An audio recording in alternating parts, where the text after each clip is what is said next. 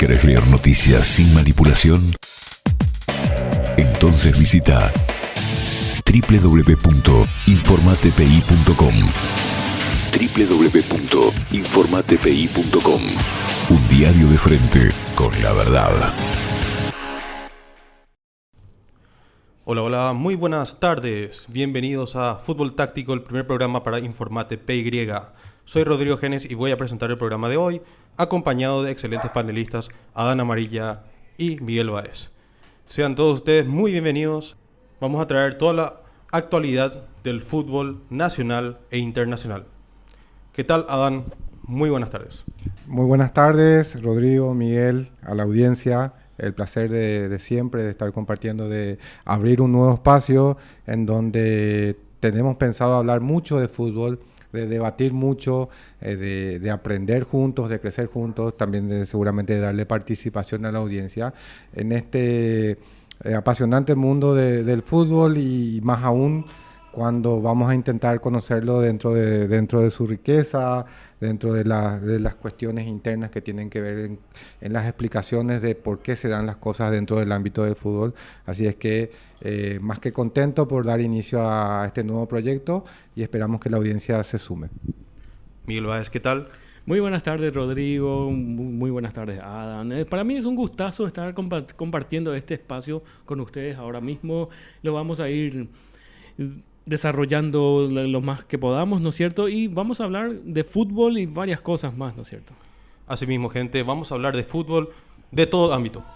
Internacional, fútbol nacional. Tuvimos ganador ayer en el Clásico. Claro ganador, un partido muy peleado. Vamos a hablar de eso más tarde. También vamos a hablar de fútbol internacional. Y le vamos a dar pie a eso.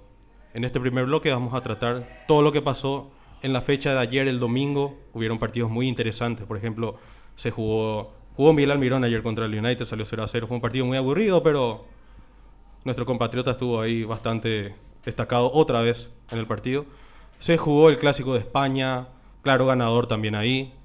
También se jugó el Clásico de Francia. Hubo un ganador claro en Liverpool, Manchester City. Vamos a hablar todo eso en este bloque. Gente, arrancamos con el Clásico Real Madrid-Barcelona, claro ganador, el conjunto merengue, sorprendiendo otra vez la estructura del Barcelona. Adán, ¿qué tal viste la parte táctica de ese partido?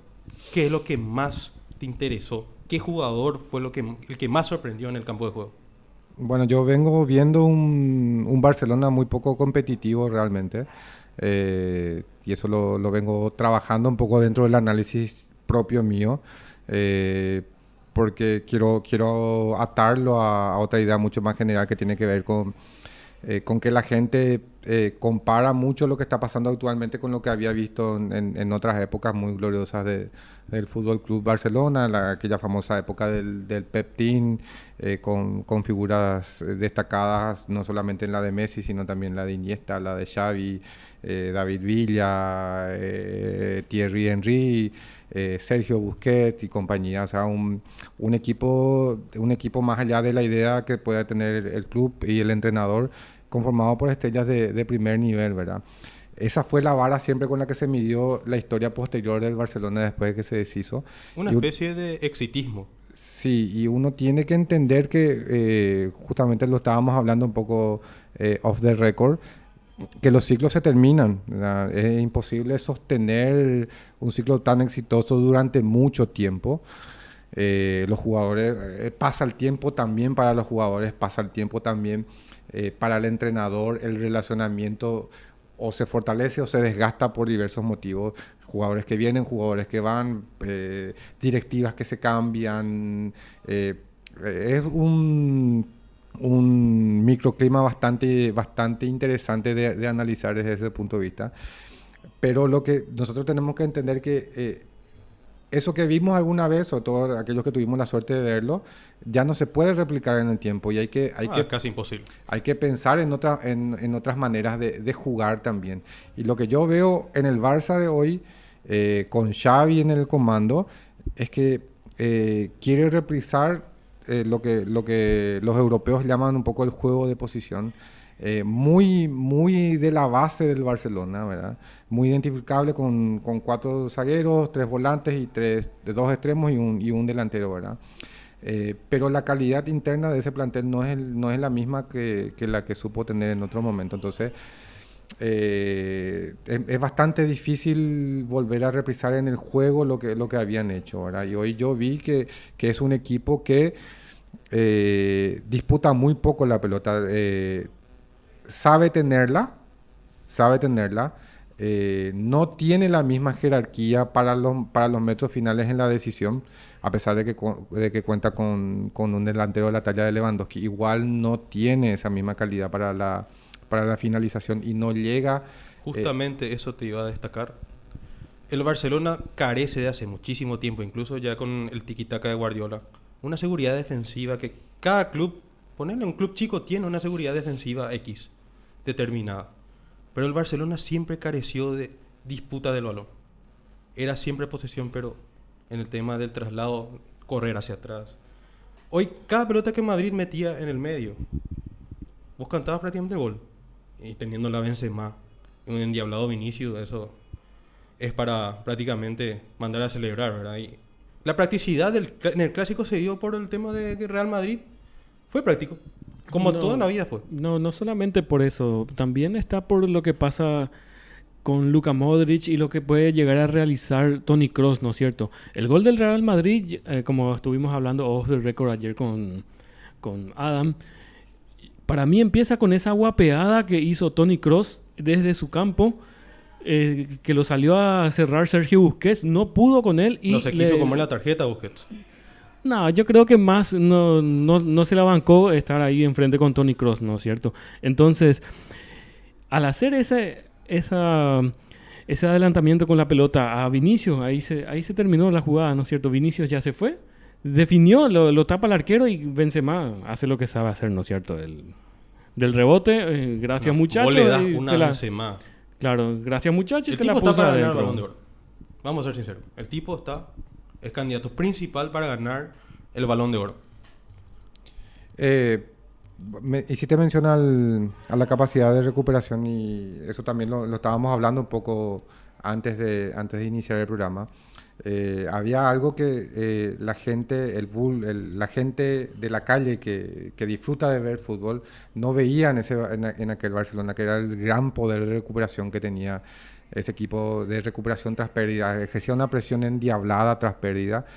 Y como tenía un ataque sostenido, generalmente los balones eran recuperados en las cercanías del área rival para reiniciar el ataque. Y muchas veces, en muchas ocasiones, ese Barcelona defendía mano a mano con los dos centrales versus dos delanteros y tomaba esos riesgos no por la calidad específica de Piqué o de Mascherano o quien quiera, sino Puyol en su tiempo. Puyol, porque los balones ya no llegaban claros para los delanteros del equipo rival, llegaban bastante destruidos. Entonces eso permitía, y además que la línea defensiva siempre estaba tirada en la mitad de la cancha, había mucho campo por recorrer, era muy difícil que te hagan un gol desde esa zona. Entonces el Barcelona ejercía un gran dominio a partir del control del juego, sí, un atildado juego de posición, pero además cuando perdía la pelota literalmente te comían los tobillos. Era un equipo bastante difícil de sostener en ese sentido. Por eso, por ejemplo, fueron memorables algunas presentaciones de equipos que le hicieron frente, porque hay un Barcelona de Guardiola que ganó el sextete, ¿sí? Y venía de hacerle 6 al Madrid en el Bernabéu.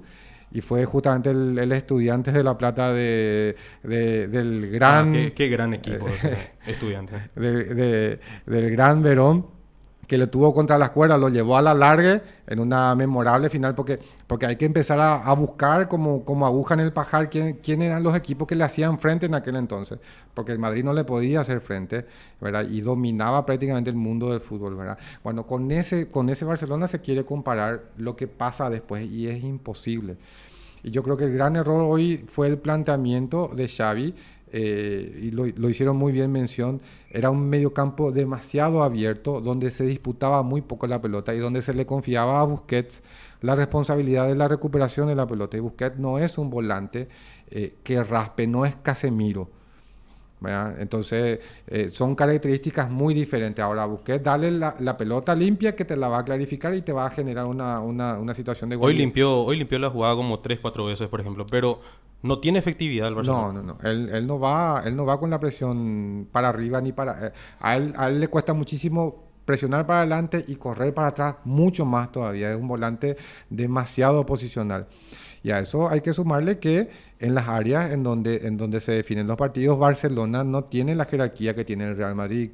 Que hoy, por ejemplo, en la jugada del primer gol, después de una recuperación de su medio campo, Kroos, después de carretearlo a Busquets, mete el balón entre líneas para su extremo más peligroso, o tal vez el extremo más peligroso en el mundo, que es Vinicius Junior, que gana con holgura en carrera, le enfrenta a Ter Stegen y del rebote ya Benzema empieza a abrir el partido. O sea, no necesitaba demasiado Madrid como para ponerse en ventaja, y a partir de ahí ya empezó a generar un juego mucho más dominante, y también desde lo emotivo.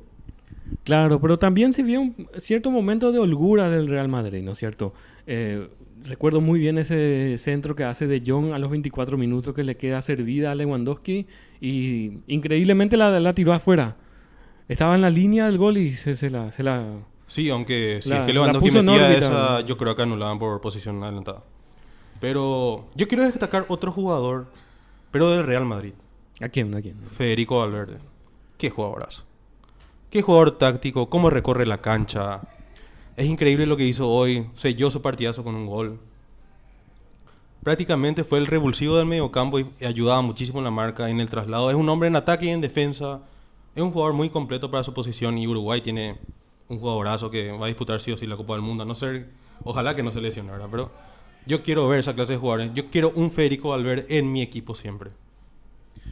En el fútbol casi todo tiene una explicación. La jugada del primer gol, o sea, posicionalmente como estaba parado el Madrid, su hombre más peligroso era Vinicius Junior. Estaba parado para la contra. O sea, Barcelona debería haber evitado que los balones lleguen filtrados, sobre todo en esa zona donde duele mucho, que es entre el lateral y el central. Esa pelota es bastante difícil de defender, porque obliga a los defensores a girarse sobre su eje, y ahí el delantero, que por naturaleza suele ser más rápido que el defensor, ya gana en carrera porque ya arranca perfilado, entonces ya tienen un factor de ventaja.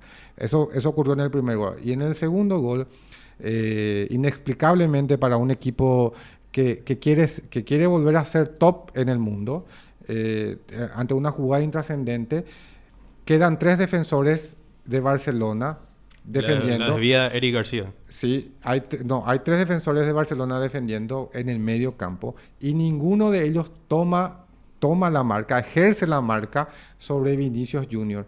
Entonces, cuando Madrid recupera la pelota, conecta rápido con él, y como estaba sin marca, inicia el ataque, y lo inicia muy bien, temporiza, espera que lleguen los compañeros para descargar, y a partir de ahí ya, después de una genialidad del mismo Vinicius Junior, descarga para la llegada de Valverde, que sabe el momento preciso en el que tiene que llegar. No estuvo antes, llegó en el momento exacto, cuando toda la defensa de Barcelona estaba volcada en su propia área. Entonces él atropella el borde de área, pide el pase ahí, y para mí que ya lo estaba sentenciando el partido prácticamente con el segundo gol, de manera muy tempranera, porque además ejercía mucha superioridad en el juego, sin dominar, sin la necesidad de hacer 50 pases. El Madrid tenía absolutamente controlado el partido, y ya con un resultado muy difícil después de remontar para el Barcelona, que estaba confundido, sin ideas, con jugadores que para mí... Le viene pasando últimamente al Barcelona eso. Y lo que Ganando, raspando los partidos. La vez pasada casi lo perdió contra el Inter. Lo que pasa es que además tiene muy poca jerarquía ¿dónde vos notás la jerarquía, la famosa jerarquía del jugador? ¿Dónde vos notás la famosa jerarquía del jugador? Bueno, Benzema tiene una y te la manda a guardar. O hace que otro Lewandowski en la otra área la tuvo y no la convirtió. O el mismo Vinicius Junior tiene una. Eso no lo estamos sacando en la categoría Lewandowski. No, claro, pero por algo estás diciendo que él es el candidato uno al Balón de Oro. Tuvo un año Por algo estás diciendo. totalmente fulgurante. Y por algo fue figura. Final de Champions que él disputó, figura, indiscutible. ¿sí? Es que ya no le pedimos a un jugador ser Messi o Cristiano para salir Balón de Oro. Las épocas de ellos prácticamente ya están en el ocaso, entonces tenemos que adecuarnos a nuevos tiempos. Claro. Y para mí Benzema fue el mejor jugador del 2022. Claro, yo creo que eso es indiscutible, ¿verdad?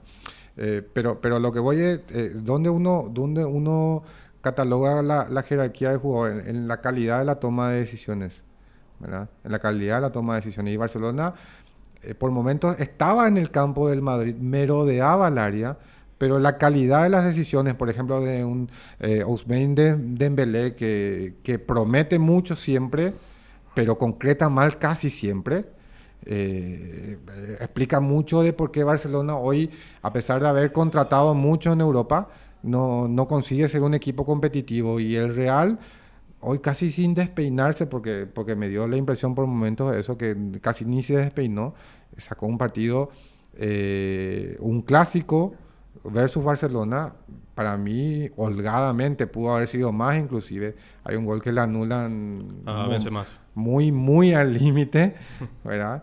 Entonces, para mí, justificada y sobradamente la victoria del Real.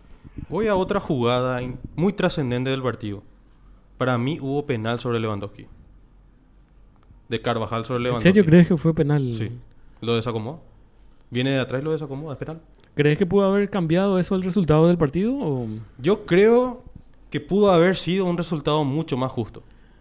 ¿Sabes por qué? Porque el Barcelona, con todo lo que tenía y faltando el tiempo que faltaba mucho, te voy cuando eso, tenía solamente un gol de desventaja, entonces iba a empujar líneas.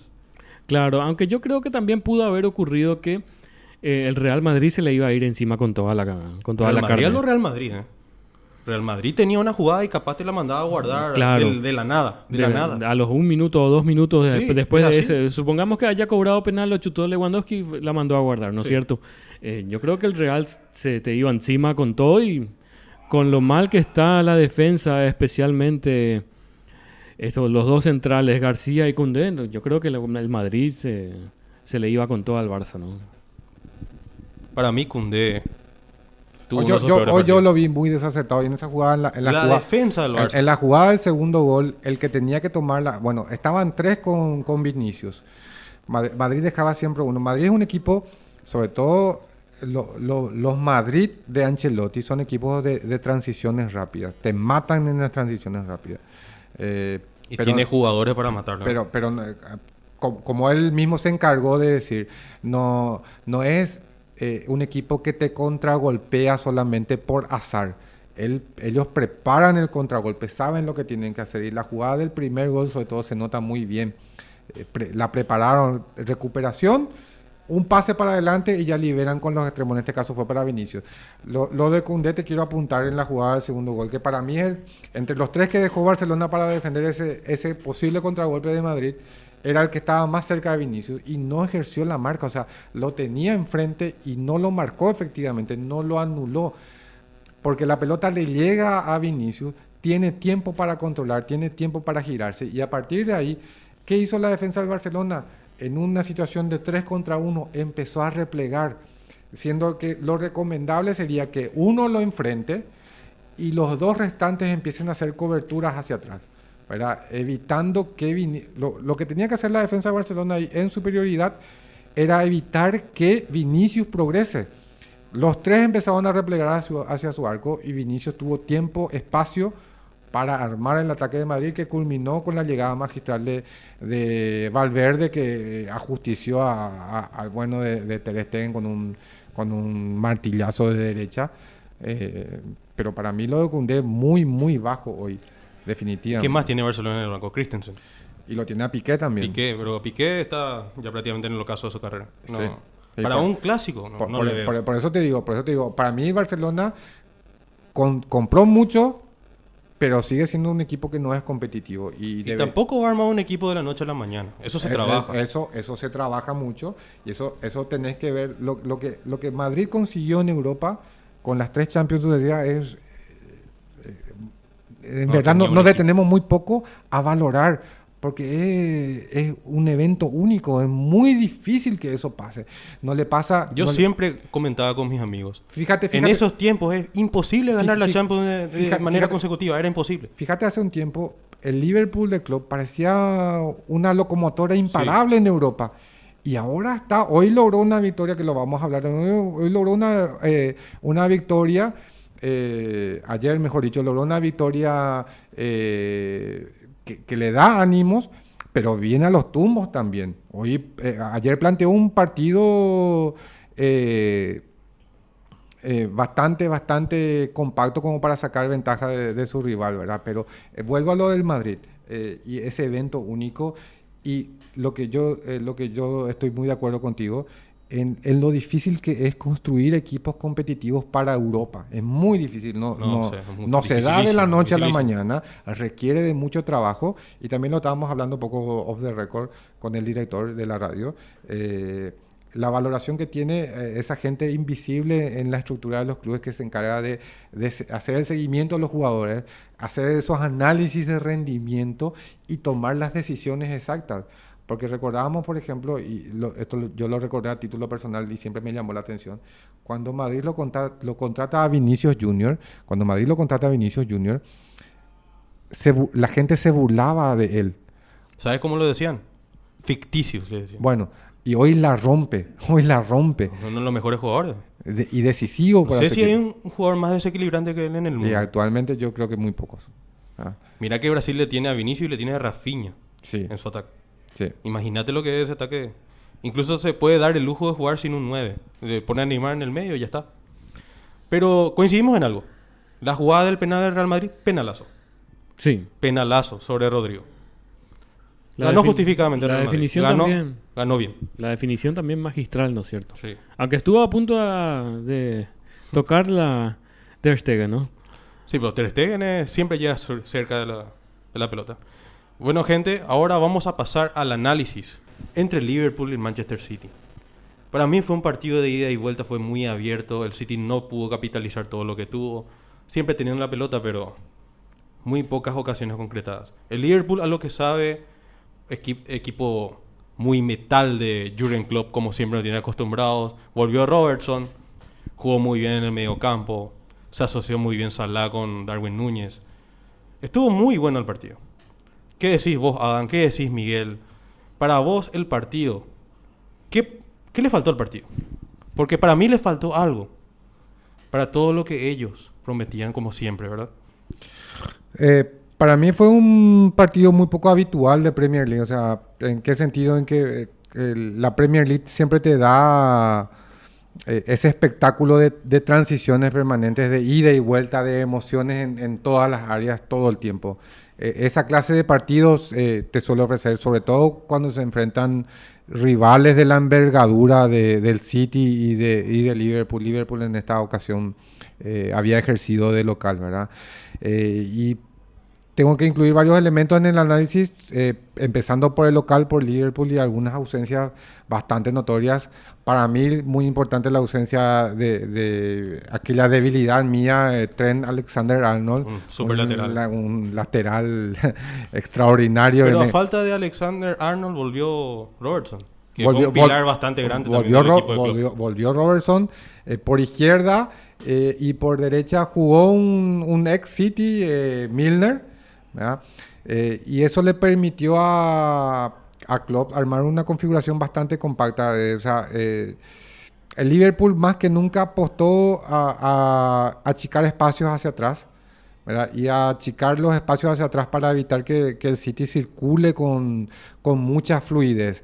Y fue un equipo bastante compacto y le quitó territorio al City como para ese juego, para el juego interno. Y extrañamente hay una decisión que tomó Guardiola hoy, seguramente porque estaba buscando otra cosa.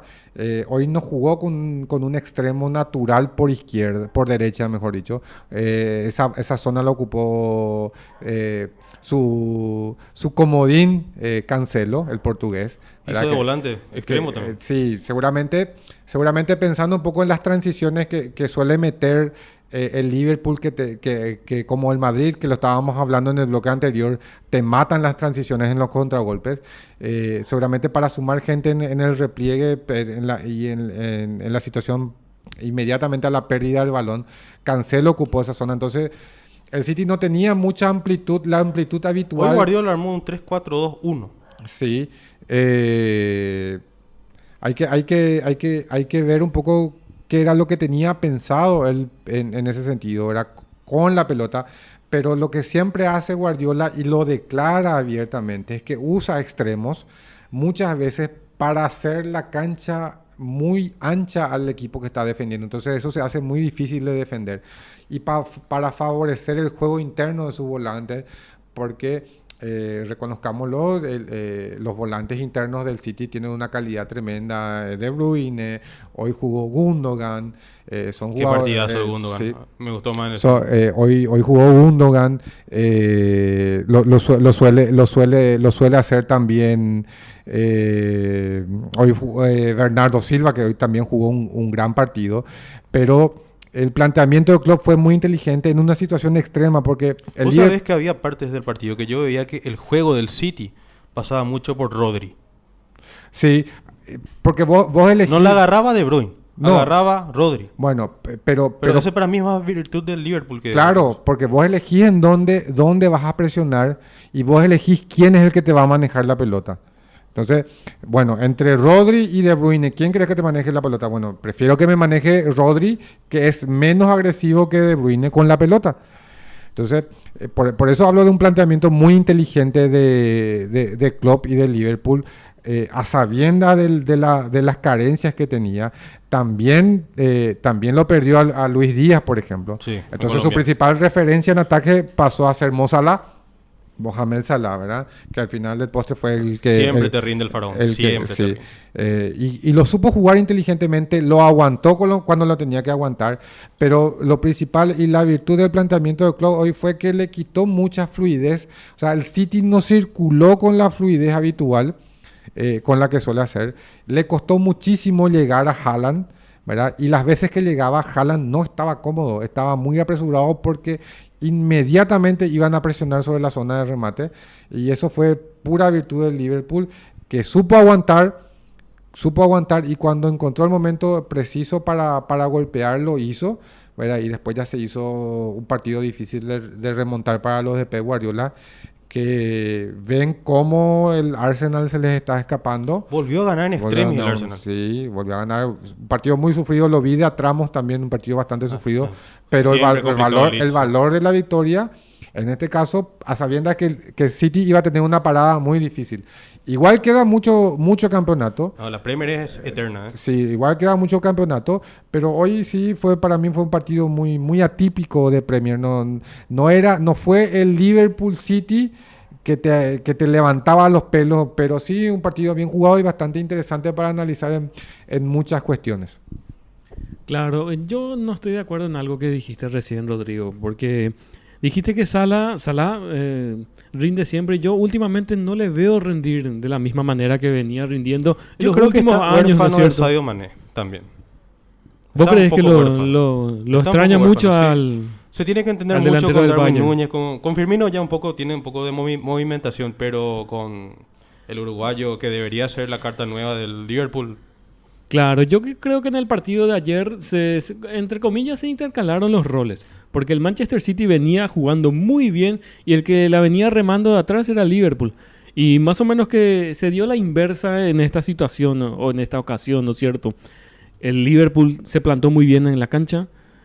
Desde mi percepción, le dio el balón al Manchester City para que genere su juego, para ver cómo lo contraatacaba. Y bueno, desde ahí el Liverpool empezaba a generar su partido. Mal ¿no y es cierto? pronto lo maltrató al City.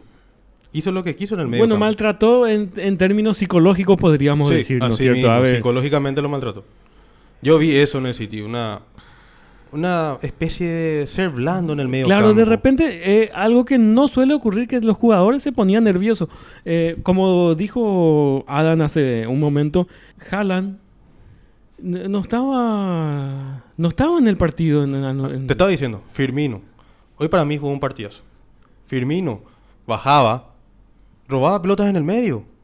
Salah, Claro. la misma cosa. Claro, yo te recalcaba lo que, como dijo Adán hace rato, Haaland no estaba preciso. Y eso es algo que, como lo veníamos diciendo, es psicológicamente lo estaba consumiendo Tuvo Liverpool. una de cabeza que De Bruyne le tiró prácticamente. Toma, mete, le dijo. Y la pilló Alisson. Hay que darle al arquero lo del Su arquero, mérito, ¿no porque es cierto? el mérito que tuvo al salvar esa pelota fue muy importante, porque si es que se le metía esa, el City iba a tener la victoria prácticamente en su mano, teniendo la pelota, teniendo la ventaja. Y el City, los equipos de Guardiola generalmente saben administrar el balón, siempre. Sí, era un partido, para mí era un partido de un solo gol, digo, por cómo estaba planteado era un partido de un solo gol y tenés razón. Muy sudamericano el fútbol. Yo pensé lo mismo, cuando falló eso, Liverpool, cuando falló, perdón, el City, yo dije, bueno, este es un partido de un gol, el que la hace, la gana. Hay, por último, de mi parte, al menos en lo que tiene que ver con este partido, hay algo que me llamó poderosamente la atención para bien, y pasa mucho en los partidos de alta intensidad, sobre todo en Premier League, y tiene que ver con el carácter del espectáculo. En todo el partido fueron sancionadas solamente 16 faltas. 16 faltas. En contraste, lo que pasa en el fútbol paraguayo. 16 faltas.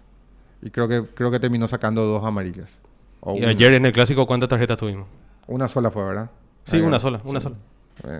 Eso habla mucho de la calidad del espectáculo y favorece mucho al producto, como suelen decir los hermanos argentinos con respecto a su campeonato local.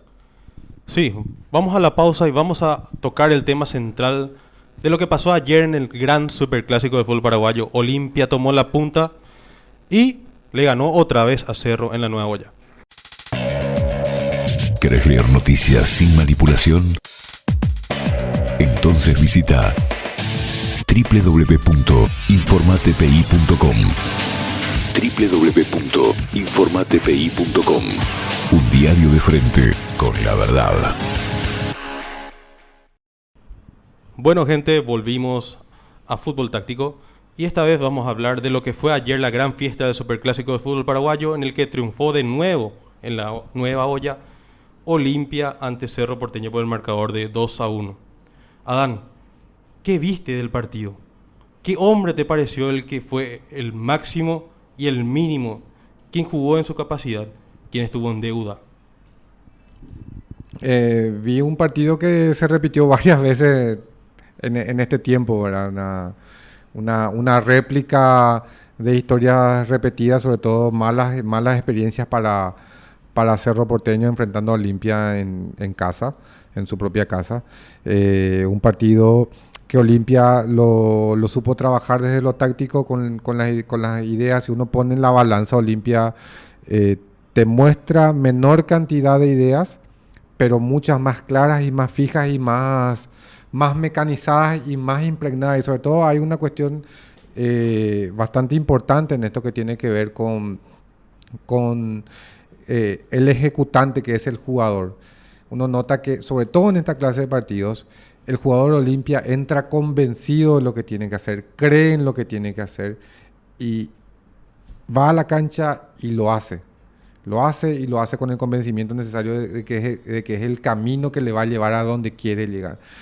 Y por el otro lado, hay un equipo que tiene una idea muy clara también, o sea, en cuanto a estilos claramente identificables. El Olimpia de Julio César Cáceres y el Cerro Porteño de Francisco Arce.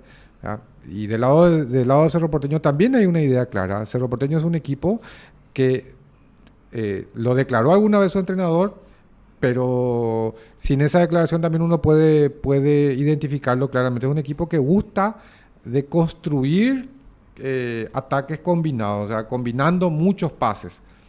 Y después vamos a entrar un poco en detalles de qué es lo que a nuestro parecer le falta como para perfeccionar un poco esa propuesta. Pero un equipo que trata de tener la pelota de alguna manera, pero que no le está sabiendo dar una mayor efectividad a lo que hace. Y eso puede ser contraproducente anímicamente para tus jugadores en cancha, porque puedes tener la pelota mucho tiempo, Pero si no estás atacando y encima tenés un rival que no la está tocando, la recupera una vez, te hace 2 pases y te hace un gol, te hace definitivamente caer en un mar de dudas y de inseguridades que va repercutiendo negativamente también en tu rendimiento, ¿verdad?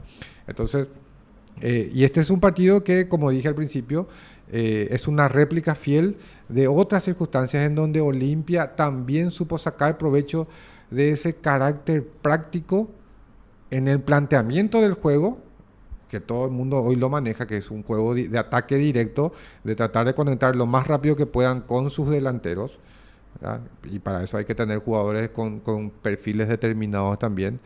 Y Cerro, que necesitaba muchas más acciones para generar, ¿verdad? Para mí, de esa claridad y desde ese convencimiento, Olimpia tuvo absolutamente controlado el partido desde el inicio hasta el final, a pesar de que sobre todo en los 10 primeros minutos del partido, Cerro parecía como que mejor plantado en la cancha, el balón... Cerro salió como para comerse a Olimpia en los primeros minutos, fluía, pero fue poco efectivo en ataque. Fue poco... O sea, si te pones a analizarlo un poco, junta muchos pases, pero pisa poco el área. Así mismo. Y cuando la pisa, no saca el provecho necesario como para decir, bueno, este es el camino, ¿verdad? Y ahí podemos empezar a debatir estrategias, jugadores, planteamientos, qué estilo de juego le podría convenir a Cerro a diferencia del que está utilizando. Tiene jugadores para ello. El entrenador está capacitado como para plantear otra cosa o cree en otra manera de jugar, ¿verdad? Son cuestiones que hay que sí o sí meter en el análisis de un partido que convenimos nosotros hoy off the record. No se jugó a la medida de las expectativas que estábamos esperando, un partido que era definitorio y puede ser definitorio, puede ser definitivamente sentenciante para las suertes de Cerro. O sea, lo puede sacar definitivamente el campeonato a Cerro, ¿verdad? Yo creo que más por el golpe anímico. Y también por el golpe anímico, ¿verdad? Pero no se jugó a la medida de lo que el público estaba esperando, si bien sobre todo en los últimos minutos cuando el cansancio primaba y las urgencias sobre todo de Cerro por tratar por lo menos de empatar, llevaron a ser un partido desordenado, caótico, pero emocionante, ¿verdad? Pero como una primera respuesta a tu pregunta, Olimpia lo ganó bien porque tenía las ideas muy claras, sabía lo que tenía que hacer cuando tenía la pelota y también cuando no tenía. Miguel, claro, ¿viste el partido, por ejemplo? En la mitad de la primera parte, Cerro partido, Olimpia ganando el medio. Sí. Es lo que hizo Olimpia en todo el año contra Cerro Porteño, menos ese partido del 4-0, ¿verdad? En el partido del 4-0 y en el primer partido de la apertura. Sí. Aquel primer partido del año en el Clásico, en el que fue Olimpia, o sea, fue la contraposición a este partido. En aquel partido fue Olimpia el que salió a atacar a Cerro Porteño y a los 3 minutos Alejandro Silva ya la mandó adentro, ¿no es cierto? Sin embargo, la diferencia que yo vi hoy entre Olimpia y Cerro fue que Olimpia entró sereno a la cancha. Le cedió a Cerro Porteño la pelota y Cerro Porteño estaba como muy nervioso, no le salían los pases, no sabía cuadrar las jugadas, ¿no es cierto? Y entonces Olimpia se dio cuenta de que como que Cerro, ya tenía en la cabeza lo que claro, iba como a que hacer en el campo de claro, juego. no solamente lo que tenía que hacer en el campo de juego, sino que se dio cuenta que Cerro estaba nervioso y vamos a encontrar el hueco. ¿Qué fue lo que pasó a los 10 minutos, ¿no es cierto? Se equivoca Aquino, sale Olimpia del lado derecho, la manda para el otro lado, que es el izquierdo, está Tito Torres, da un centro muy preciso para que Derlis González y hace lo que suele hacer o lo que siempre hace últimamente en los partidos de Cerro, la mandó adentro. De otros clásicos, ¿eh? Sí. De la misma forma. De la misma forma. Viene otra vez el centro, define Derlis, la vez pasada definía Cardoso en la Copa Libertadores. Claro. Es algo recurrente en los clásicos de este año. Claro, y es una contraposición a lo que Chiqui Arce dice en conferencia de prensa, que lo vamos a escuchar en unos minutos más, que él dice, nosotros vemos los videos y no puede ser que él afirme que ven los videos se estudian las jugadas y le vuelve a pasar lo mismo. Como dijo Adam, seguramente los jugadores tienen alguna posición en el campo de juego que tienen que cumplir, o por alguna que otra razón entran al campo de juego y no cumplen lo que el técnico les dice, ¿verdad? Pero no puede ser que el técnico de Cerro Porteño haya dicho: nosotros nos vemos, nos comemos los videos para luego armar el equipo, y cometen los mismos errores que ocurrieron en otros partidos. Hablando del Chiqui Arce, vamos a la conferencia de prensa que dio el Chiqui Arce luego del partido de la derrota de Cerro Porteño por 2-1.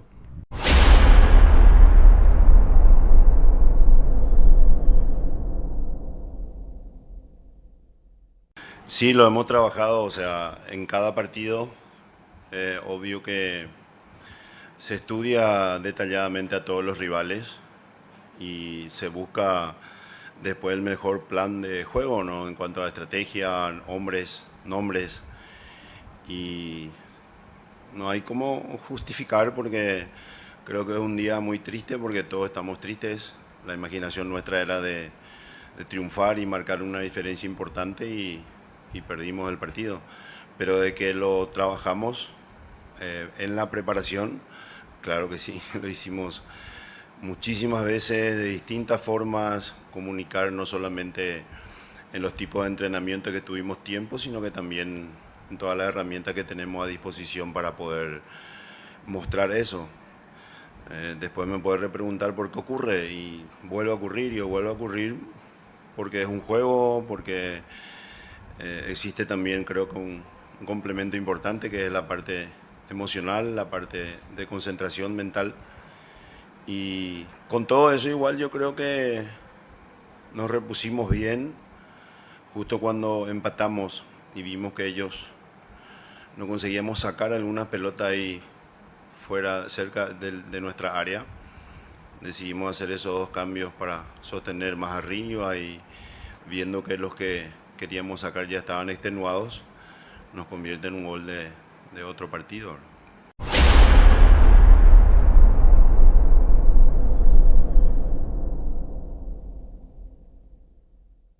Siguiendo con el debate, Adán, primer tiempo, Cerro Porteño tuvo la pelota, Olimpia hizo lo suyo, entró con lo que tenía que hacer, entró a ensuciar el partido de Cerro Porteño, le salió, metió el gol de Erling González, Cerro Porteño volvió a tener el balón, y después, la profundidad. ¿Dónde está el remate al arco? ¿Dónde están las posiciones claras? ¿Dónde están las jugadas claras de gol?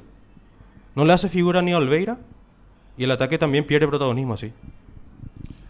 Cerro es un equipo diseñado para tener la pelota y trabajado para tener la pelota. Pero a mi entender, a mi parecer, y esto lo digo a título personal, y podemos disentir y podemos debatirlo, carece de hombres, de recursos como para darle profundidad y amplitud a su ataque. O sea, Cerro no es amplio cuando ataca, no ensancha el ataque. ¿Y por qué hago referencia a esto? Porque si Cerro ensanchara su ataque, tuviera extremos que desbordasen al rival, haría mucho más difícil la cobertura defensiva de la línea defensiva del rival, ¿verdad? Y no tiene hoy en día, salvo en Enzo Jiménez y en Antonio Galeano, que extrañamente hoy no jugó. También me extrañó eso, y la ausencia de Romero también, ¿no? Hombres que le den esa amplitud en el ataque, ¿verdad? Y después está también la cuestión de la profundidad. Salvo Robert Morales, y tenemos que hacer un poco, poner el foco sobre Robert Morales. Cerro nunca más tuvo un hombre que picara en el vacío y tuviera la efectividad que tiene Robert Morales, que es definitivamente un animal del gol, y hoy en su ausencia se hace mucho más notoria la calidad que tiene como jugador y como delantero Robert Morales, que es un delantero que no se cansa de picar al vacío, de pedir, de exigir las pelotas, y que cuando la tiene evidentemente no tiene otra cosa en mente que hacer el gol, ¿verdad? Entonces Cerro denuncia mucho esa carencia de jugadores de ese tipo, y entonces se convierte en un equipo que bascula permanentemente de derecha a izquierda con balón, lo trata muy bien, pero no tiene profundidad. Entonces se hace muy cómodo para un equipo que como Olimpia hoy fue bastante disciplinado replegando sus líneas. Olimpia lo único que hizo fue juntar sus líneas hoy. No hizo ni siquiera mucho esfuerzo por eso. En el final del partido, los jugadores de Olimpia terminaron más enteros que los de Cerro. Porque ellos no hicieron un gran desgaste. Y venían de jugar un Y partidazo. venían de jugar un miércoles. partido muy intenso contra Libertad en la semana pasada. Entonces ellos no hicieron un gran desgaste porque Cerro no les obligó.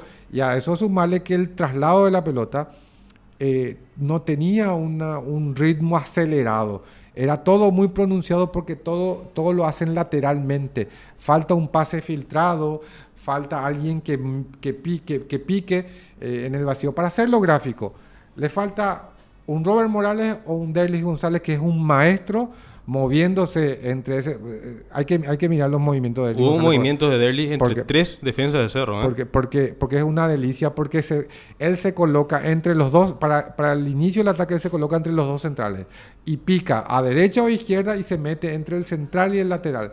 Entonces eso genera una gran confusión porque el central le dice al lateral es tuyo, el lateral le dice al central no es tuyo, termina no siendo de nadie y con pelota en el vacío, con el delantero corriendo, con el arco de frente, generalmente el que saca provecho es el delantero. Entonces, ese tipo de jugadores Cerro no tiene. Y a eso sumarle que a sus volantes más avanzados, que ayer Cerro jugó con Cardoso Lucena y Pidi Mota mucho más posicional y Cardoso Lucena yendo a romper, pero los encargados de generar el juego ofensivo en Claudio Aquino y en Pachi Carrizo recibían la pelota siempre por delante de la línea de volante del rival. Y eso no genera ninguna incomodidad. O sea, cuando yo estoy defendiendo y tengo la pelota de frente, tengo la situación controlada, todavía puedo defenderla. Ahora, cuando me obligan a girar y a empezar a mirar hacia mi arco, ahí estoy en problema. Y Cerro nunca le puso, en todos estos partidos que perdió, nunca le puso en una situación incómoda a Olimpia. Olimpia siempre defendió de frente el balón. ¿Por qué? Porque no tiene hombres que piquen y porque Pachi Carrizo viene a pedirle la pelota a Pidi Mota en la misma línea. Eso no le sirve. Tiene que pedir la pelota o la tiene que recibir a espalda de la línea de volantes de Olimpia para generar incomodidad.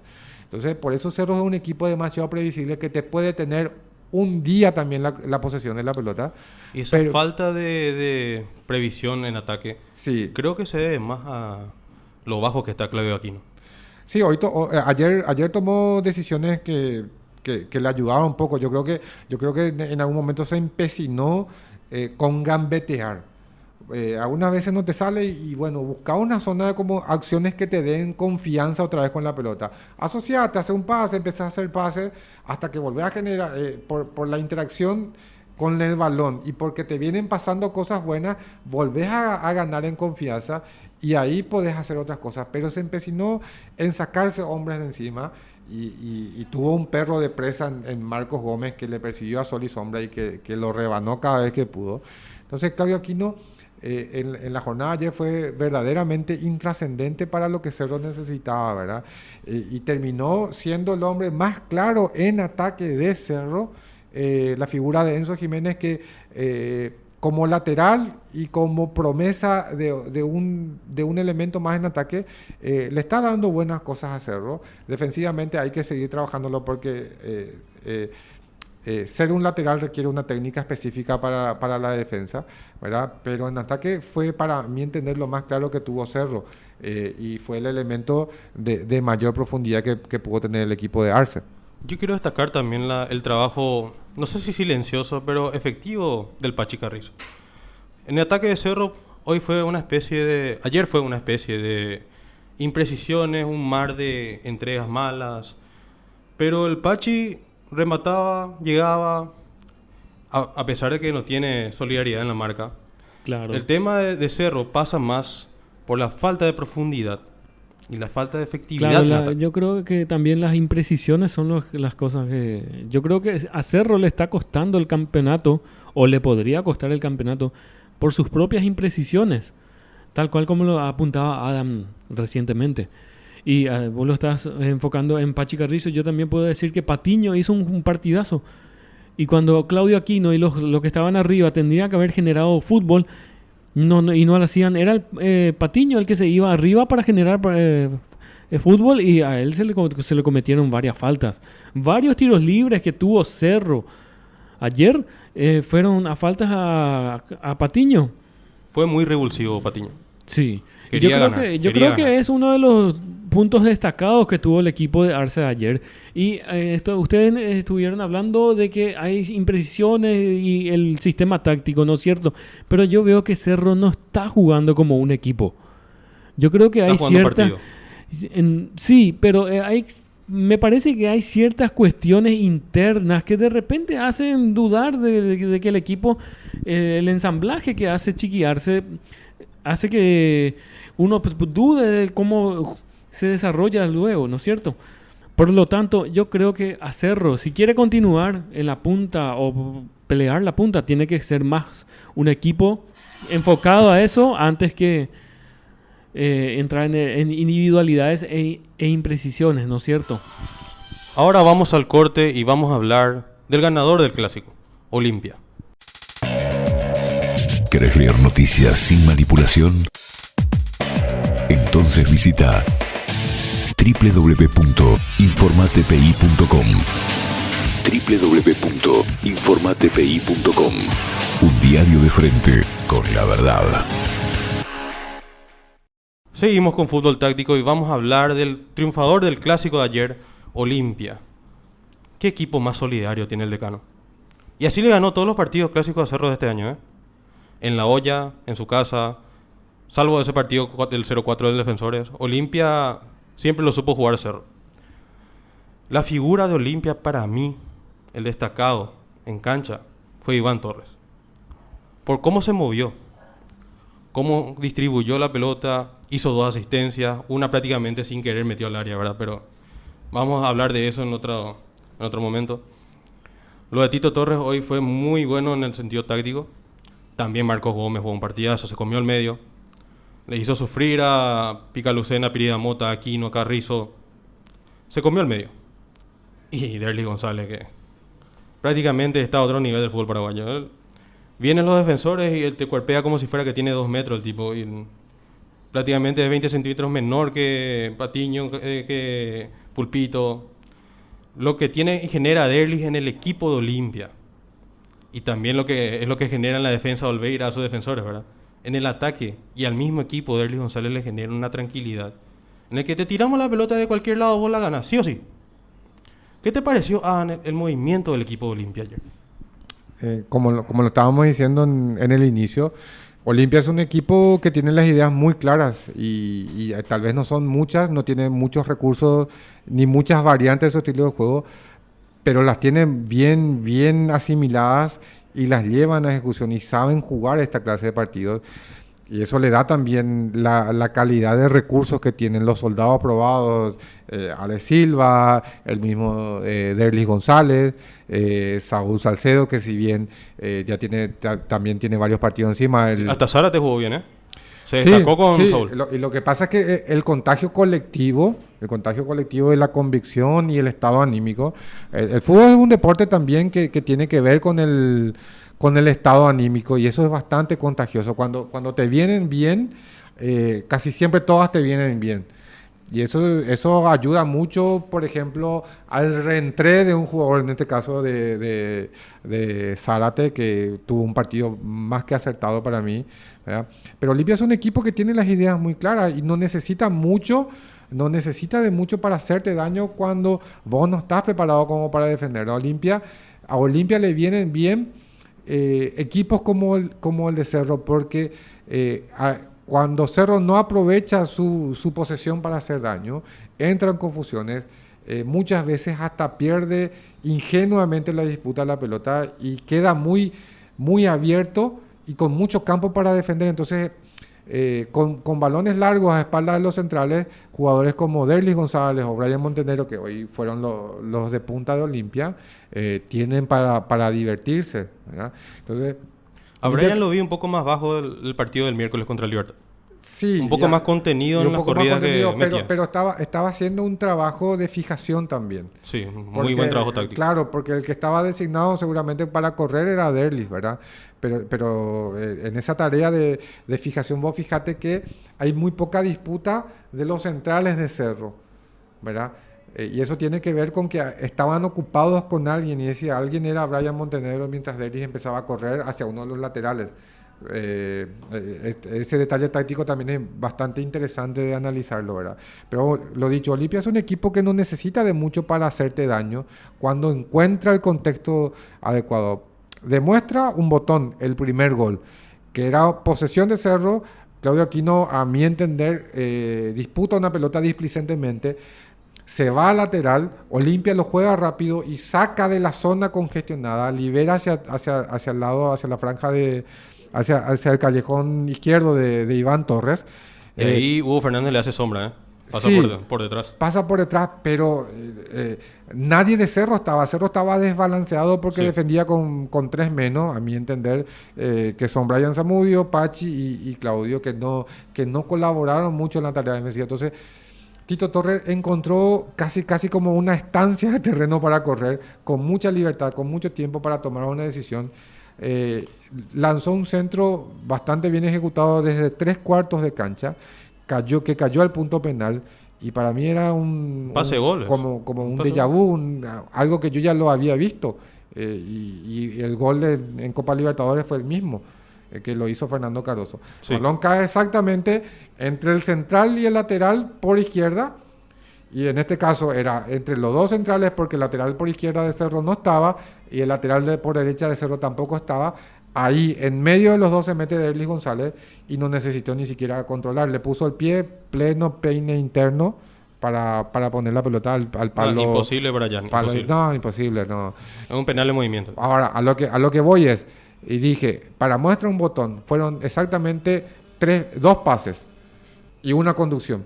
Un pase para liberar a Iván Torres, la conducción de este, el pase de Iván Torres para Derlis González y la ejecución final de este. Ese es Olimpia, ¿verdad? Y ese también es Derlis González, ¿verdad? Y vuelvo un poco a lo que estábamos hablando hace rato, la jerarquía. Una y te la manda a guardar, ¿verdad? Y eso dice mucho también de la calidad de los jugadores, de la calidad de los planteles, ¿verdad? Y después, economía de recursos y inteligencia para defender. ¿Qué te puede hacer Olimpia? ¿Qué te puede hacer Cerro? Y te va a mover la pelota de lado a lado. No tiene profundidad porque Moreno Martins no pide la pelota a profundidad. Moreno Martins se para y le indica una zona de comodidad a la defensa. Hoy para Olimpia fue muy cómodo defenderle a Moreno Martins, porque él es estático. Entonces, cuando vos tenés unos centrales que en fortaleza puedan disputarle la pelota, no te va a sacar ventaja. Además que siempre estuvo orientado mirándole a Jan, porque Cerro desbordó muy poco y puso muy pocas veces la pelota en profundidad. Entonces, las pelotas que veía Moreno Martín era mirándole a Jan y de espaldas al arco de Olveira. Entonces, es una situación muy cómoda para defender. Y Olimpia supo eso, le bastó con replegar líneas, achicar espacios hacia atrás, porque sabía que Cerro no tenía otra manera de hacerle daño, ¿verdad? Y con eso, y sabiendo aguantar los momentos, supo sacar adelante un partido. Cáceres le ganó el año a Arce. Sí, Le ganó. sí. Y bastante Son- con holgura, ¿sí? Vamos a la conferencia de prensa del ganador del clásico, Julio César Cáceres.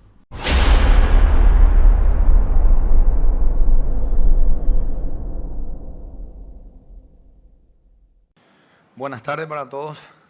Antes que nada, la verdad que muy contento nuevamente por el triunfo, por el gran trabajo de todo el equipo y tema de Richard, la verdad que es un jugador que siempre ha dado de sí.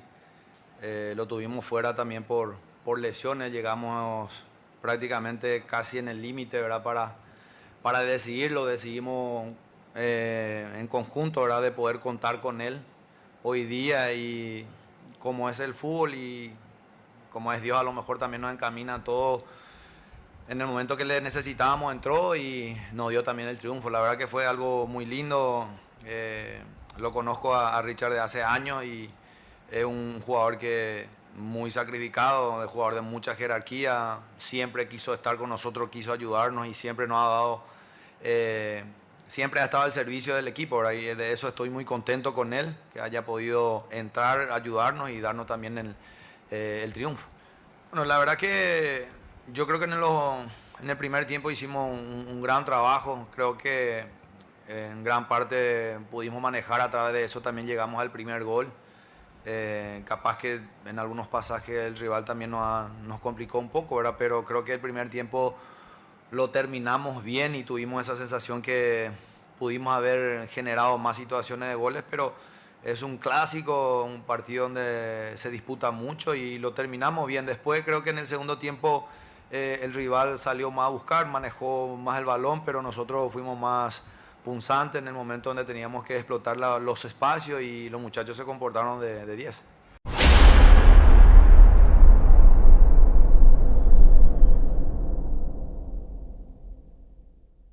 Seguimos con fútbol táctico y vamos a hablar todavía del ganador del clásico y todo lo que pasó en el segundo tiempo, porque imagínate, en el segundo tiempo hubieron muchas cosas, se cortó el partido, salió lesionado Olveira, entró Aguilar, en la primera pelota ya entró el gol de Moreno Martín sobre un frío Aguilar, ¿verdad?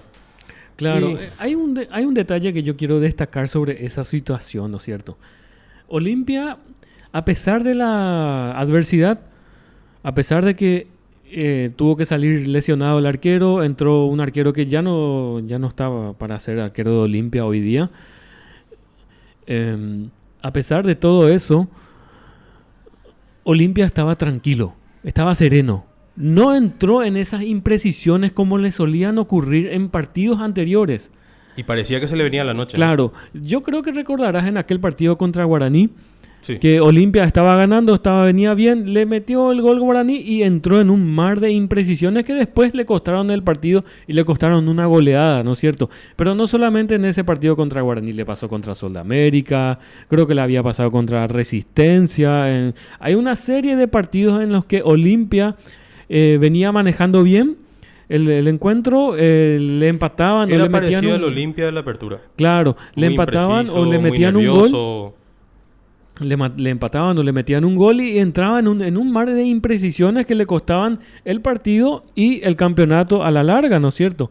Sin embargo, Olimpia, desde aquel partido contra Ameliano, creo que fue que cuando comienza a enganchar los buenos resultados y demás. Sí, y demás, viene siendo muy preciso en el campo de juego y que le está dando muy buenos resultados.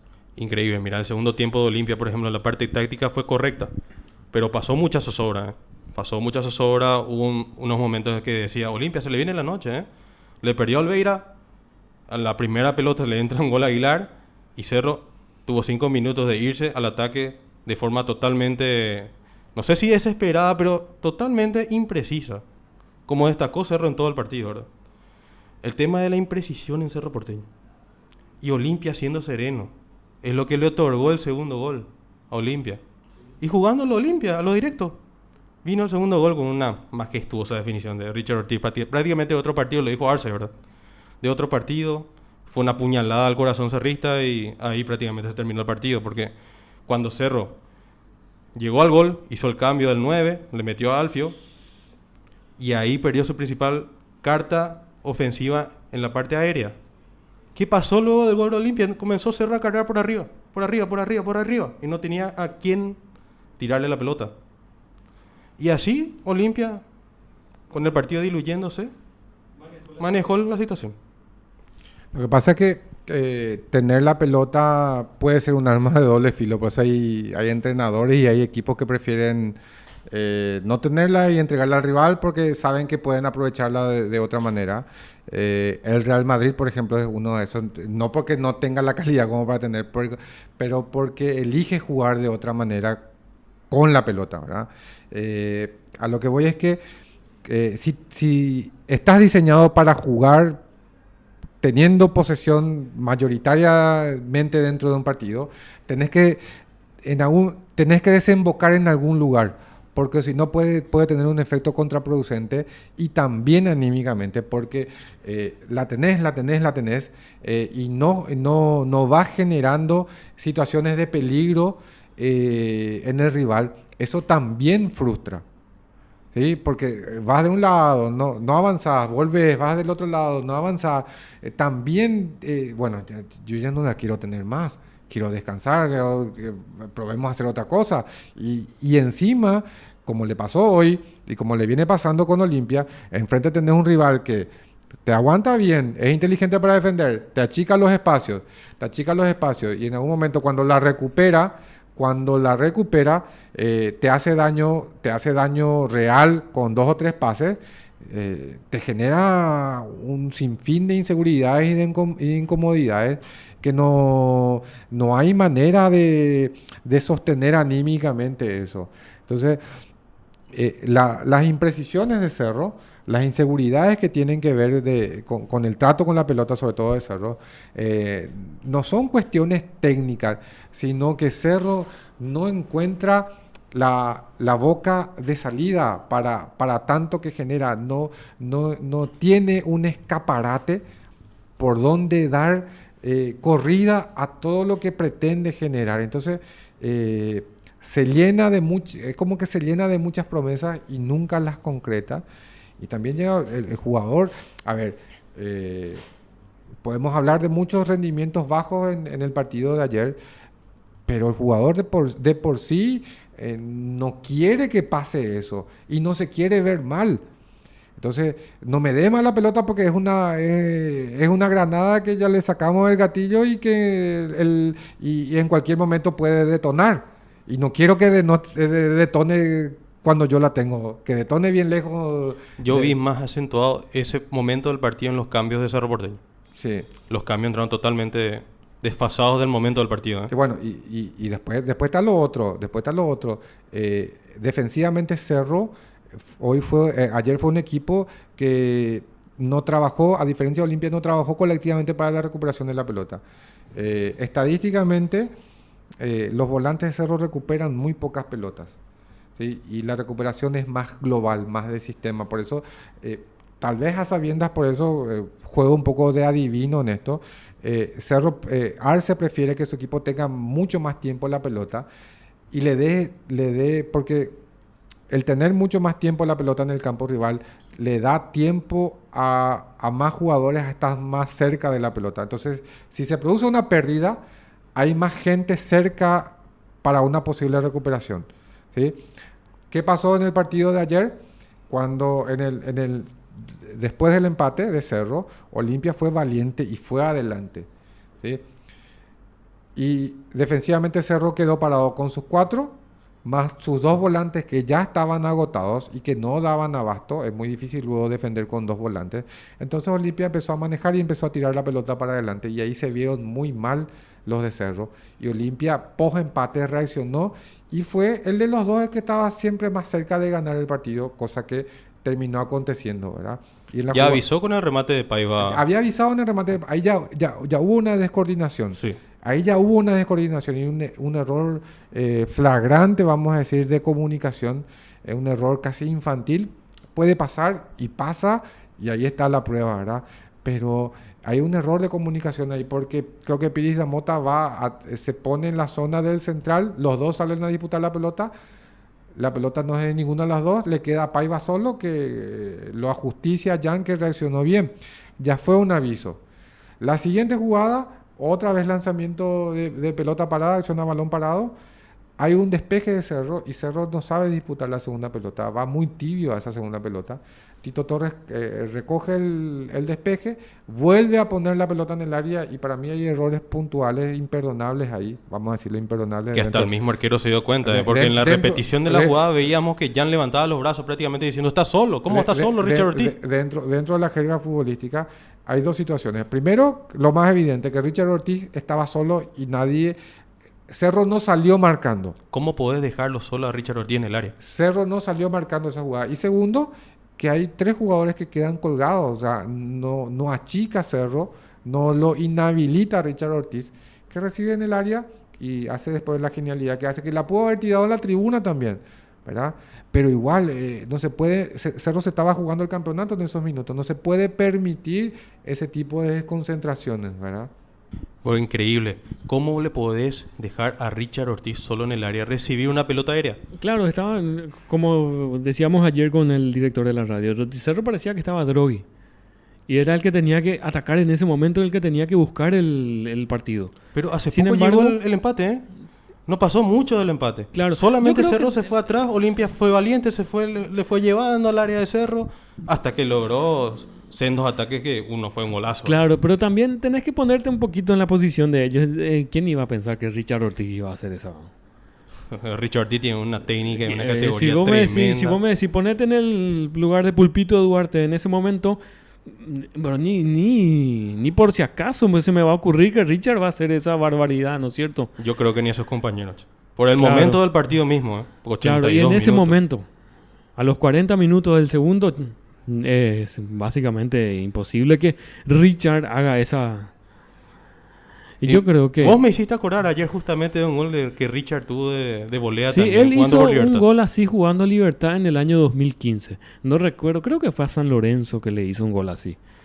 Fue O un sea, golazo. que fue después de 7 años él vuelve a hacer un golón como fue el de ayer, ¿no es cierto? Yo creo que si Cerro va a entrar en esas imprecisiones y no jugando como un equipo, como debería ser un club grande, un equipo grande como lo es Cerro Porteño, va a perder el campeonato. Y como se dice en la jerga futbolística, de una manera bastante boluda. Porque teniendo el plantel que tiene Cerro Porteño, debería estar peleando la punta siempre y no entrando en estas imprecisiones que le está costando el campeonato en este momento. ¿Se le está acabando el combustible físicamente a Cerro hablando?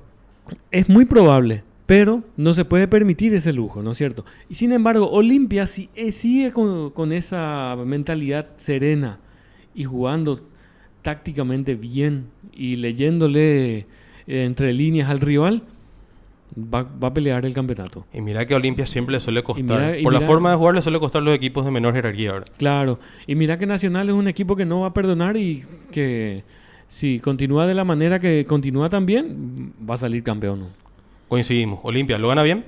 No, de lujo. Para lo que es el equipo de Olimpia, el plantel de Olimpia y lo que viene remando Olimpia desde principios de años que no pudo contratar y todo ese drama, la campaña de Olimpia es un lujo. Pausa y vamos para cerrar el programa en el siguiente bloque. ¿Querés leer noticias sin manipulación? Entonces visita www.informatepi.com www.informatepi.com. Un diario de frente con la verdad.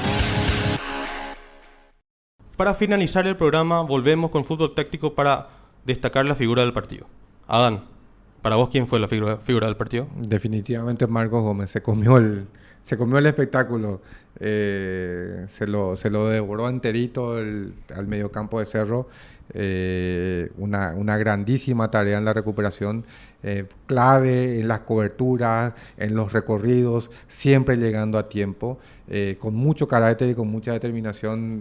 Suplió bastante bien justamente la ausencia desde el inicio de Richard Ortiz y fue un puntal bastante importante para su equipo en la fase ofensiva, pero también cuando tuvo la pelota lo jugó con mucho criterio. Así que para mí, silencioso, calladito, poco apreciado, pero grandísima tarea de Marco Gómez. Miguel, para vos, la figura, ¿quién fue? Yo creo que fue Iván Torres, porque no solamente por los 2 pases precisos que dio para los goles, ¿no es cierto?